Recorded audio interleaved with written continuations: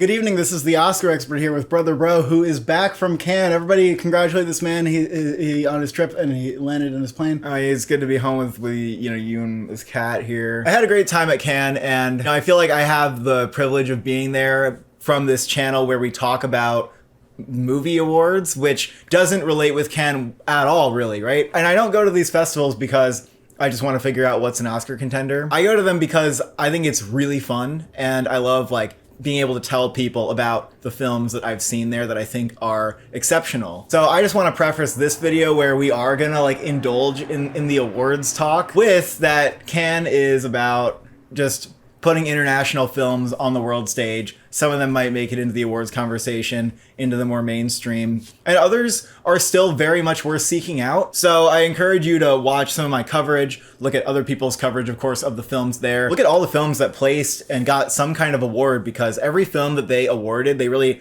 encompassed all of the top films I think that people were excited about. But that doesn't mean that you won't get your little treat here, your little awards nugget that I'm about to give you. A simple accident won the Palme. Now this was, it was definitely in the conversation. This was easily top three, among people predicting what could win the Palme. It's interesting that it won the Palme because Jafar Panahi's been making films with very consistent critical reception for decades at this point. In a way, this film is not the best film he's ever done, but it is the first fully narrative and non-documentary film he's done since his persecution and since his imprisonment. And I think that fact made the jury, and especially Juliette Binoche, say, we want to put Jafar Panahi on the world stage and make a statement while we're doing so about the freedom to make art. And so I think this film won the Palme because it was great, but also because that statement they felt was important to make, and also because Jafar Panahi deserves it. He's been a filmmaker for so many years, and his courage and his dedication to the craft, and also just his skill at making films, making very good films, is only matched by so few. I think this absolutely deserved the Palme, and I'm very happy it won. It was one of those films where I thought, yeah, I don't know if this is gonna win a major prize or be a contender with awards, but regardless, I'm gonna try to make my audience see this film. It actually is a film I could see anybody liking. You don't need to be deep into movies to understand it. It's a little bit of a slow burn, but it's kind of entertaining with the way it becomes a sort of dark comedy. And it also has a message that resonates loud and clear, I think. And the final shot is especially impactful. So there really is something in here for everybody. And I really think it is one of the must-sees. Watching Jafar Panahi have this moment made me feel really good. He pursues filmmaking against all odds and against all resistance. His reaction to the Palme too, where he just goes like this. I feel like that was poignant. It was not just cool and based. It was poignant because, this guy has been imprisoned and his life has been made extremely difficult by the Iranian government banning him from making films. So just him going like this, I feel like was just him being able to just sit back and take it in, that this dedication to filmmaking was worth it and it's paying off. He can just take a breath a little bit. Anything that wins the Palme at this point becomes such a hot ticket at every other, festival throughout the rest of the year. This will probably be his highest grossing movie, I would guess. This one, I think, is going to be that must-see movie that if you're in any circle of, movie heads, you'll be expected to have checked this out, I think. And I think it's time everybody has to do their homework and catch up on Panahi's films, myself included. As I did. Last night, I watched Taxi. First, Panahi. I actually watched Panahi Jr.'s film, Hit the Road, which I actually really love that one. Taxi was fucking great, by the way. And so definitely a solid gateway, I think, to his films. It's not only important to explore Jafar Panahi's filmography, but also the whole Iranian new wave of cinema, where he's just one of many filmmakers a part of it. Mohammad Rasulov, he co-wrote a movie with him, which is one of the films that got him in the most trouble. And Seat of the Sacred Fig last year had a really big moment at Cannes, didn't quite win that top prize. So this kind of feels similar in a sense, but Jafar Panahi is a more well-known filmmaker overall, and it'll be easier, I think, for him to garner support, where Seat of the Sacred Fig maybe fizzled a little bit when it came to its fall release, its awards run. 4 of the 5 last winners got nominated for Best Picture, so this is kind of a new streak. And I would still maintain, the jury is 8 people. I wouldn't say just because someone won the Palme, it's getting a Best Picture nomination. Right, like Venice Film Festival, they have a jury. Not everything that the jury picks goes on to win Oscars because they gave it to The Room Next Door last year. People freaked out and they said, the Venice jury gave it to The Room Next Door, and then that didn't go anywhere. And it was easy to see coming that it didn't go anywhere because we looked at the critic reviews and the LETTERBOXD score and we were just it's not there. It's not It's not Pedro Almodovar's best film. If we're asking ourselves, is this film an awards contender? Is it Jafar Panahi's best reviewed film? Actually, no. It's like tied, but it's there, like up there. It's going to maintain a very high Metacritic rating. It has an 88 right now. It could go higher. Like, I think people might evaluate it more seriously now that it's won the Palme. I think now that it's won the Palme and that it feels like a moment where we're not just talking about it as a film, but we're talking about it as just the latest of Jafar Panahi's whole filmography, which is, I think, the context that the Palme reframes it in. This film will get actually better reception as it goes on. And I think like we're going to see the Letterboxd score like shift a little bit more to the right side of like 8,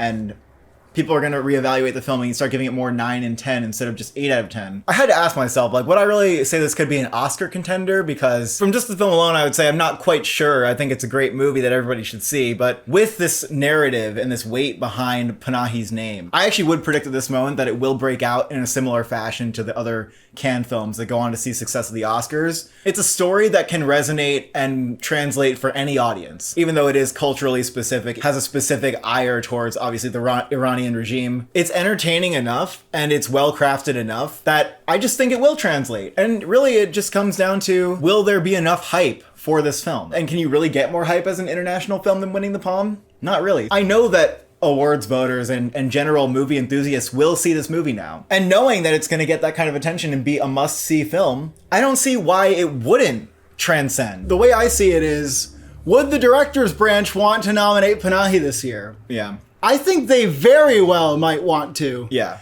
I think it's a director, screenplay, and picture contender. And screenplay, that's kind of it, right? I absolutely see screenplay because it's almost play-like in how the characters have these long exchanges. Often they're like monologues where the characters are just expressing their point of view and like what they've been through. And the script is also layered. It's a morality tale. It's complex. It gets the audience asking questions. So I just think those two are very strong. And then picture would just come along with it. Picture would just go if it was getting director screenplay. Yeah, I don't think there's any like actors or any other nominations really that it would get, including editing. I just don't really see those, but that's fine. That'd be like what Triangle of Sadness and Drive My Car did, basically. I mean, international... Look, Iran's not submitting this movie. No. It could be submitted by France. It could be submitted by Luxembourg. We'll have to see. Like, I don't know if it's getting submitted. Iran didn't submit Sacred Fig, and then it got submitted by, I think, Germany, and it still got in, so... Yeah, that's kind of a question mark. But regardless, like, I think it's a picture director screenplay type of Cannes contender. Yeah, I think putting it as an 8, 9, 10 slot. Here's how I see it going. Yeah, I think it would get like one of those bottom slots. I think that some of the critics groups, like the International Society of Film Critics, loved No Bears, so I expect that they'll like this movie. But New York, LA, like they might give Panahi a screenplay or a director, maybe Best Film Prize. Like I don't think this is going to get a Critics' Choice Best Picture, maybe no Critics' Choice nominations because they hate foreign films. Didn't like Anatomy of a Fall. Yeah, like the fact that they didn't nominate Anatomy of a Fall. Didn't like Drive My Car. Like I don't. Yeah. It's that kind of contender to me. But I think Golden Globes would do it. Golden Globes might do it in one of those 3 categories in international. I think it could get drama and director at Golden Globes, and then we're just like, hey, this makes the rest of the season kind of easy for it, doesn't it? Guilds aren't touching it. Guilds are ignoring it. Yeah. BAFTA, like they will probably nominate it for screenplay or director, I would say. And then like that's we've seen that work out. Yeah. But it's not. What it's not is a top 5 contender. Yeah, I don't think it's quite on the level of Anatomy of a Fall, and what it would need to be on that level is maybe like an acting nomination, and this is more of an ensemble film, and I just don't see anyone like standing out to that point. But yeah, I do think this is gonna find its way in somehow, and maybe the avenue is like Golden Globes and BAFTAs, and really critics groups, and they're gonna take it on as their own project and their own duty to boost the film just like Cannes did. Well, they're gonna say, oh wait, Cannes trying to boost Panahi, like we should boost Panahi too. I would say the coastal critic groups, not like the regionals. Yeah.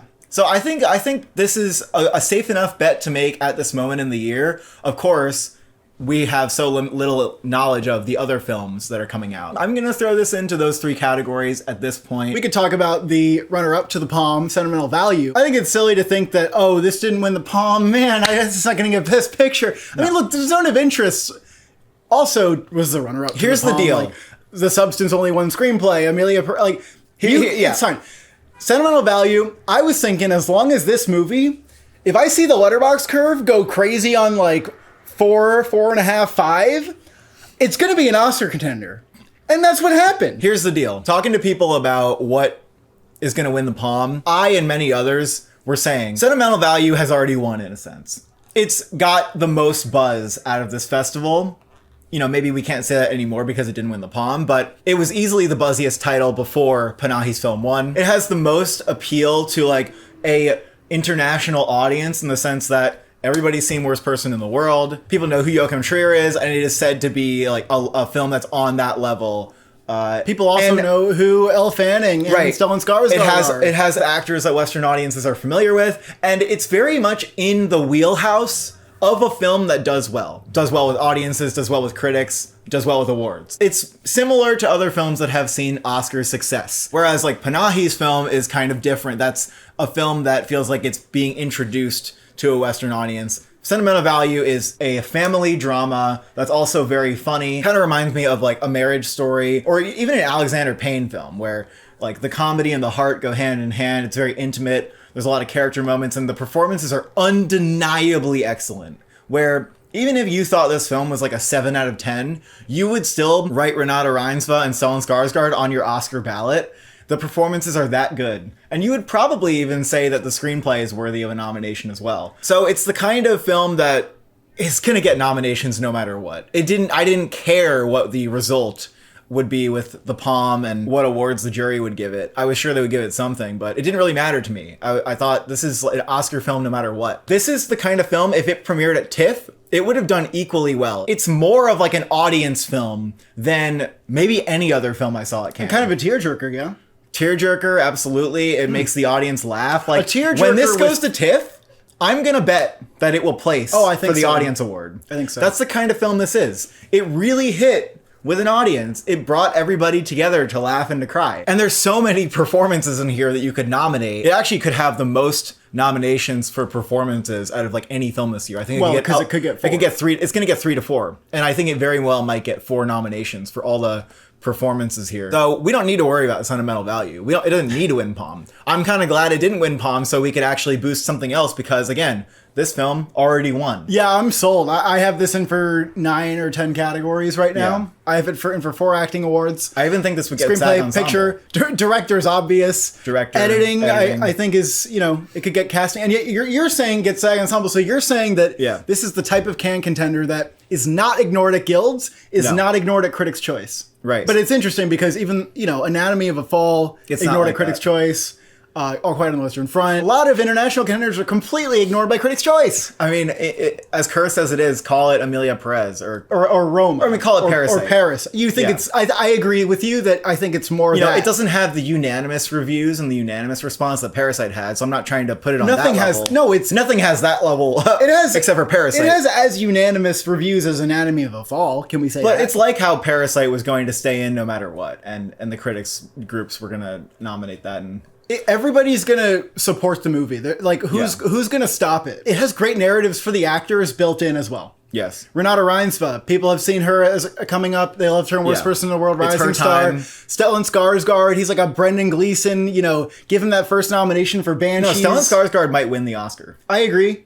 We need to see how powerful the narrative for Adam Sandler is in Jay Kelly, and then we have to decide which one of them it will be. We'll see. I seriously think it's going to take something very powerful. Like if Adam Sandler was excellent in Jay Kelly and he was like as good as Kieran Culkin in A Real Pain, we'd need to be talking about something on that level. But I really think I think at this point you should honestly put him at number 1. I have him at number 1. Elle Fanning, the biggest actor in A Complete Unknown that didn't get nominated. Yeah. Beloved in other TV shows and films coming up. It's her time. No, she's in it a lot. She has right? at least 2 scenes that are absolutely excellent. She's so worthy of a nomination here. So worthy. So they're all gonna win. I don't know about win. Well, maybe I think maybe one. We don't know what's happening in supporting actress. I'm just messing. I think Renate Reinsve could win.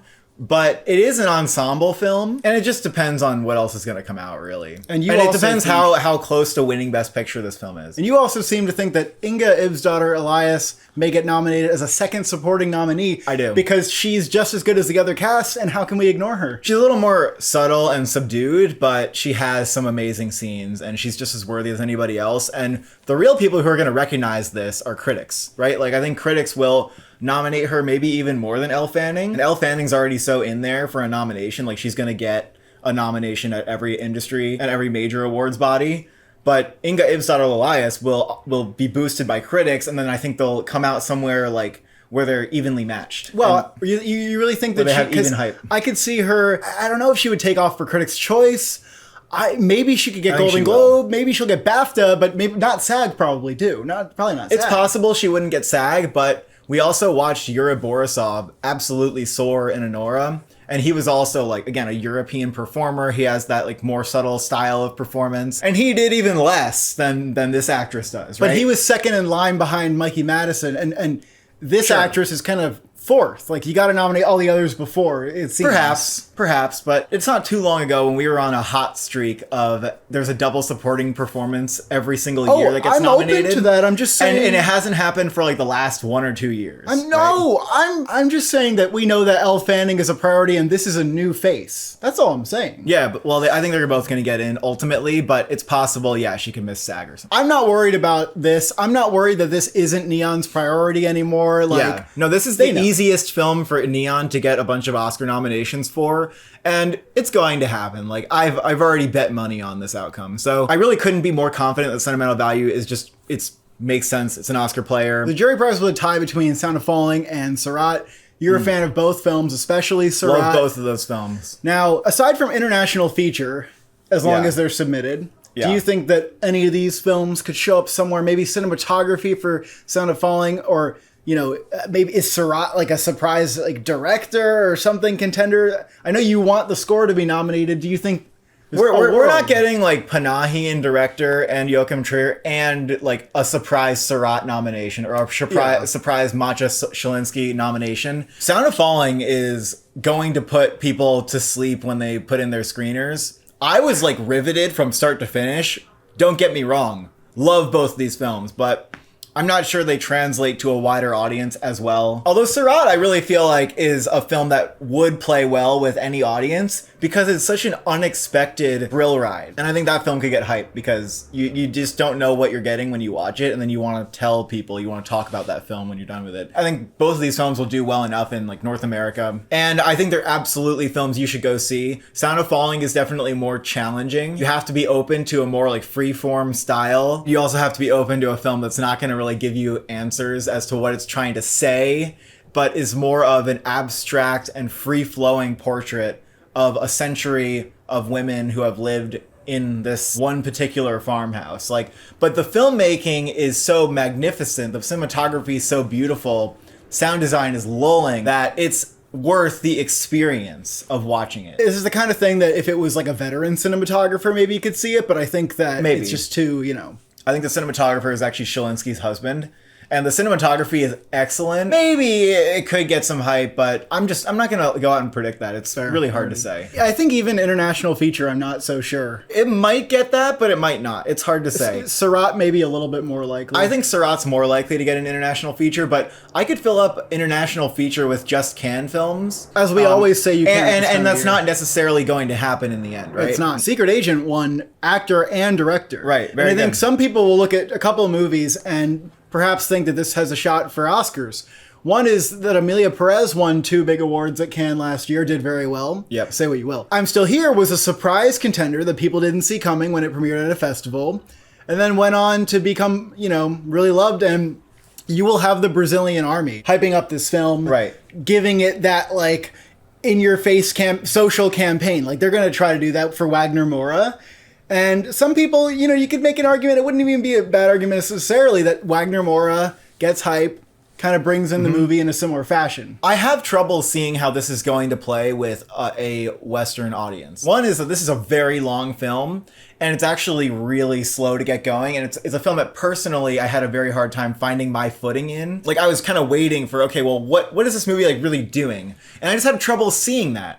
And I had to read reviews to really get me into the headspace and what the director was going for. I've talked to some people who feel similarly, but mostly the reaction is, I enjoyed that film, it was good. This is more indicative of, I think, what the average person's going to think of this film, which is, they enjoy it, they like it. I think the critics who really understand this film and love it are really picking up what the director's putting down here. And I think the director is actually he's kind of telling a spy story, but he's really weaving a portrait of the culture and the society at the time.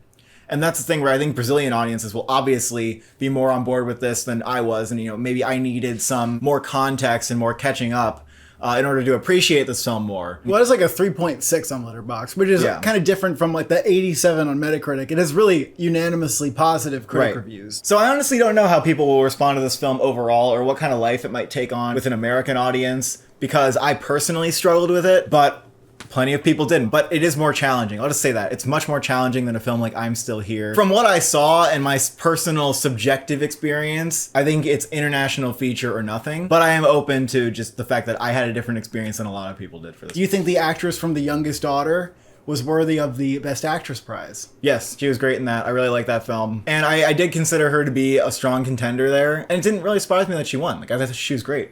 And screenplay went to the Dardennes. What do you think about that, buddy? I think that's because they're the Dardennes and they just win a prize like every time they go to Cannes, no matter what, it seems. Seems like it. And I thought that movie was good, but I mean, the Dardennes have a vast filmography. I don't think it's one of their best films. I think it was more of a minor work from them, and I was surprised that it won any awards at all, actually. So a movie that didn't win anything, that still has some awards buzz in a sense, is Die My Love. Right. Now, I think that it not winning any awards may have shut down the people who were still thinking that this was kind of a Best Picture possibility. I think in order to believe that Jennifer Lawrence was taking this prize without any competition is to misunderstand the Cannes jury and what Cannes all about. Like, that's an American-centric view on what the Cannes jury would do. I didn't think she was going to win Best Actress. I thought maybe she's a contender, and I really didn't think Die My Love was going to win anything. The film was divisive. Let's just put it that way. I think most people like it, but it was not like a favorite for that many people. And Jennifer Lawrence is like going nuts here, but I don't think it's a performance that translates into award success. Now, Mubi did buy this film for a hefty price tag, which makes you wonder if they see something in it like the substance. And I personally just do not think it's going to have a life like that. Not even for actress, though. Just not really. Lawrence. Not really. So what some are saying is her a career high, though. Well, just like they said that Mother was her best performance. It's not as crazy as Mother, is it? No, it's not as crazy as Mother, but it's like not incomparable. I feel like some critics groups might be nominating her, though. Nah. I think maybe. I'm not going to say no, but I'll also mostly say wait and see. I just don't think it's going to happen. I feel like she could even get Golden Globe Critics' Choice and then stop there. You don't think that would happen? I don't think it will happen, but okay. I'll leave open the possibility that Jennifer Lawrence can stay in the race a little bit. There's just something about it where I'm like, I just don't think so. Is there anything else? I mean, there is that... There's the Be Gone Resurrection film. That got a special jury prize, and that makes sense. I thought that film's going to get some prize. I thought it might get director because it is extremely visually stunning. That's a film that it'll just depend on perhaps like your state of mind when you go to watch it. I would love to watch that film again when I was not as sleepy. Part of it is extremely slow. Another part is like a 40 fucking minute long take, which I was very awake for. The film overall is kind of a retrospective of film in general and a tribute to cinema itself. Mostly like the production design and cinematography is just out of this world. But no, the issue that many people have is it feels like it's setting up certain themes, like certain motifs that might resonate throughout the story. And then it feels like the stories that it's telling don't have anything to do with those motifs or themes. And that's kind of what took me out of the film. And I think people who love it like don't really feel the need to have those questions answered. And the people who don't like it really wanted some kind of coherence. But the film does bookend in more of like an accessible way where it kind of does make a statement about what it's doing. I just didn't see that represented throughout the middle section of the film. It makes sense that got some prize, and I do feel that's a film you should check out when it comes into theaters if you like that more abstract experimental approach to film. And there's no shortage of spectacle here. Could it get a cinematography nomination, do you think? I would put it low on my list, but I just don't think the film will take off to get a kind of nomination like that. There's a film that Neon picked up, animated film called Arco, that has very good reception. And, you know, The Magnificent Life of Marcel Pagnol did not get great reviews. I think that's probably out for animated feature, and Arco is in. What do you think about that? I put Arco in for animated feature. There's also a film called Little Amelie that got pretty good reviews, and it's only an hour and 15 minutes. I would look out for that. You would? But that would be like 2 international animated films. It's 75 minutes, though. It's kind of like that movie Look Back last year. It just didn't happen, you know? Yeah, I think Arco and Little Amelie are some animated films to look out for. Eleanor the Great, which went in with some June Squibb buzz. Right. I did not see it. But it seemed like it was, for most people, kind of a charming movie where June Squibb's killing it at 95 and all that. I looked on Rotten Tomatoes today. It is a 47. This is nuts. And this is my prediction. It's going up. It's going to be in the fresh territory eventually. Cannes is critical of this type of movie. They do not like this kind of play it safe, Sundancey, TIFF gala type It's more movie. than that. It's more than that. It's that people feel this film doesn't approach the Holocaust with enough seriousness because it's basically a Dear Evan Hansen plot where June Squibb is pretending to be a Holocaust survivor. And that's why some people do not like it. Yeah, but it seems like to most people it just comes across as like, June Squibb's being silly. Yeah, but I'm saying that's part of the reason why you see some really negative reviews. If this is a Sony Pictures Classics campaigning an actress to a surprise nomination thing, I would probably want to see like a 90% Rotten Tomatoes. It doesn't have to have the best Metacritic, but, just like a really agreeable movie. And if for some reason this isn't that. Yeah, I mean, I haven't seen it, but I wouldn't predict it based on the responses I've seen so far. It's kind of a weird film to premiere at Cannes in the first place. They should have done Sundance or TIFF. They could probably have waited till TIFF for it. It just seems a little far-fetched that she would get like an Oscar nomination for it to me. Put it this way, when you get nominated for a film and your film is not near Best Picture, you're probably playing a biopic, like a real person. I mean, look at Saoirse Ronan in The Outrun. She couldn't even get in being Saoirse Ronan for just doing a very good performance in a film where she wasn't like transforming into Margaret Thatcher. Would you recommend to anybody in your audience that they put in Denzel Washington or A$AP Rocky for Highest to Lowest? No. Highest to Lowest, no. It's not touching any awards. There's some very redeeming elements to Highest to Lowest, but there's other parts that are like bafflingly soapy and Lifetime movie-esque. And the score is absolutely atrocious. Absolutely atrocious. Worst score I've heard in a film in a very long time. I'm so sorry. The only nomination actually that Highest to Lowest could get is original song. Oh yeah, that's true. There's a song in the end of it. Ice Spice. Nouvelle Vague, Richard Linklater's movie, does not have the reviews to be an Oscar contender. Yeah. But I will float international feature if France submits it. And what do you think cinematography is possible at all? No, I don't think cinematography is possible. Shot like a Linklater film, but it's in black and white. I think it could get nominated for international feature, yeah. But we'll see if France would submit this film because it's directed by Richard Linklater. Phoenician Scheme kind of died. History of Sound kind of died. Eddington died. R.I.P. to those films. R.I.P. Alpha. I think we have an international feature contender in The President's Cake, which is an Iraqi film, actually. I've heard very good things about this. I've heard it's very agreeable, kind of an easily digestible film, has a big heart, and leaves an impact on you. So I actually might put this in my International Feature 5 at the moment. Oh, The Wave happened too. I mean, The Wave was like in our list. It was in our long list. That's kind of RIP though. The Wave got a very mixed response. Some people love it. A lot of people are mixed on it. We can say RIP to Life of Chuck, honestly. I'm going to say it. RIP to Life of Chuck. I already had it out of my top 10 thinking that Neon would just find something else that can. And at this point, I mean, they have 2 contenders that they can campaign for Best Picture, and I think that both of them have a better shot and a better narrative than Life of Chuck does. I mean, Life of Chuck might get screenplay. It might get screenplay. It's not strong enough for other categories. I don't think so. No. I don't think so. Yeah, that was the biggest casualty here. I think a lot of people have acknowledged that. There you have it. That's our thoughts on Oscar movies. Stay tuned for more reviews from Brother Bro as we celebrate the many films that were very good. You had a good time. You saw a lot of good movies. Oh yeah, I had a great time. I saw a lot of great films, and I'm going to share the ones that I liked with you. Thank you for watching. Thank you for subscribing. Do you think both Iran and Norway will get their first Best Picture nominations this year?